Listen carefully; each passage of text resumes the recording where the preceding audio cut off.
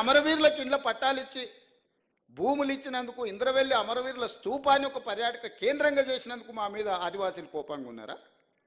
లేకపోతే సమ్మక్క సారలమ్మ జాతరని అద్భుతంగా నిర్వహించినందుకు మా మీద కోపంగా ఉన్నారా? లేకపోతే యాదగిరి గుట్టని యాదాద్రి నువ్వు చేస్తే తెలంగాణ ప్రజల యొక్క ఇష్టదైవం యాదగిరి గుట్ట లక్ష్మీ నరసింహస్వామి, ఆ పేరును కూడా తెలంగాణకు వదలలే. నాకు చాలామంది యాదగిరి అని మిత్రులు ఉన్నారు.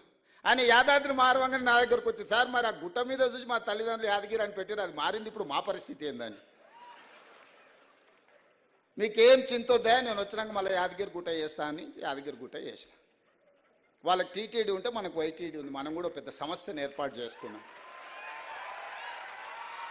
ప్రతిసారి దర్శనాలకు వాళ్ళని అడుక్కొని మా ఎమ్మెల్యేల లెటర్లే అన్నాను. మనం అడుక్కున్నాం ఎందుకు?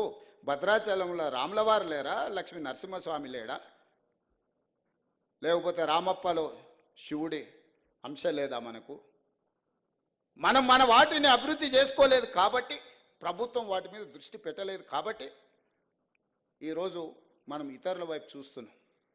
అద్భుతమైన శిలా సంపద ఉన్నది, అద్భుతమైన దేవాలయాలు ఉన్నది, అద్భుతమైన సంస్కృతి ఉన్నది తెలంగాణ ప్రాంతానికి.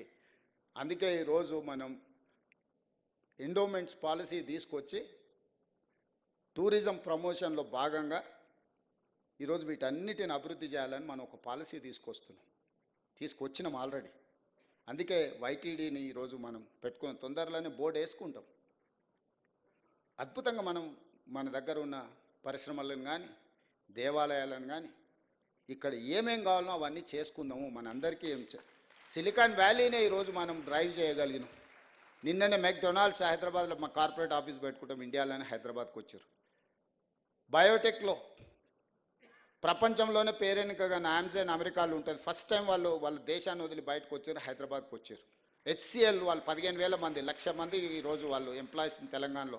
కాగ్నిజెంట్, విప్రో, ఇన్ఫోసిస్, ప్రపంచంలోనే అత్యధికంగా ఉద్యోగులు ఉన్న వాళ్ళ వ్యాపార సంస్థల్ని హైదరాబాద్లో విస్తరించుకున్నారు.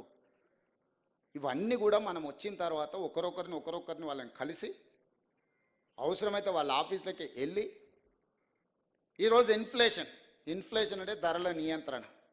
భారతదేశంలో 1.3 అతి తక్కువ ధరల పెరుగుదల ఉన్న రాష్ట్రంగా తెలంగాణ రాష్ట్రం నెంబర్ 1 ఉంది. ఇది కేంద్ర ప్రభుత్వం ప్రకటించింది, నేను ప్రకటించలే.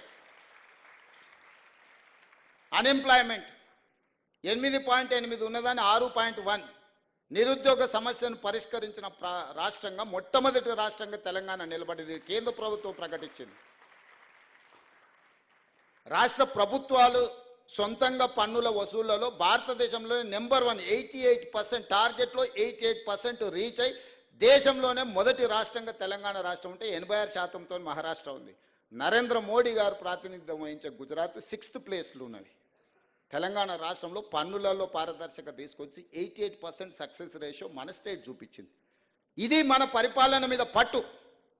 ధరల నియంత్రణలో, నిరుద్యోగ సమస్యను పరిష్కరించడంలో, రాష్ట్రం సేకరించాల్సిన పన్నులలో దేశానికే రోల్ మోడల్గా నిలబడి పెద్ద కార్పొరేట్ కంపెనీలను గుజరాత్కు పోకుండా తెలంగాణకు తీసుకొచ్చి తెలంగాణ పరిపాలన మీద పట్టు సాధించిన మేము దేశానికే ఆదర్శంగా నిలబడి తెలంగాణ మోడల్ అని ఈరోజు చెప్పుకుంటున్నాం.